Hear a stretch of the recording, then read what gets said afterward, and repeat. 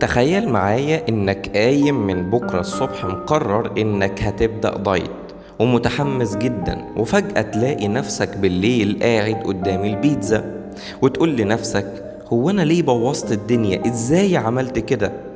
الغريب ان ده مش ضعف إرادة خالص، ده شغل مخك على نفسه.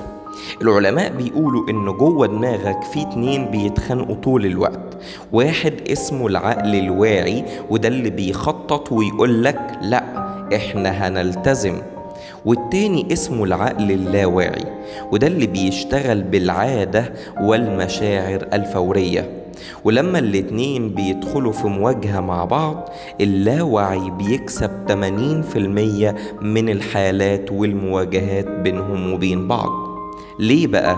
لأن اللاوعي مسؤول عن حاجات زي البقاء والمتعة وتجنب الألم، وده بيشتغل اوتوماتيك من غير ما تحس، زي واحد ماسك ريموت كنترول للعربية اللي انت فيها وانت مش واخد بالك. تخيل معايا كده في تجربة شهيرة اتعملت سنة 1983 بتوضح الموضوع ده. حطوا الناس على أجهزة لقياس المخ وطلبوا منهم يضغطوا على زرار قدامهم في أي وقت هم اللي يقرروا أو يختاروا فيه. المفاجأة إن جهاز المخ رصد إشارات القرار قبل ما الشخص نفسه يحس إنه قرر بنص ثانية.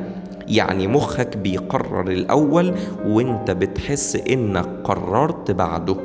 ده بيشرح ليه ساعات بتلاقي نفسك بتعمل عكس اللي انت مخطط له، لأن القرار الحقيقي بيتاخد في اللاوعي، والوعي بيجي بعده يبرر بس. طب يا ترى ايه الحل؟ واحد: غير البيئة اللي انت فيها، شيل اي حاجة تغريك حواليك لما تيجي تبدأ شيء جديد. ورقم اتنين: كون العادات الصغيرة، لأن العادات أقوى من الإرادة. أحب الأعمال إلى الله أدومها وإن قل.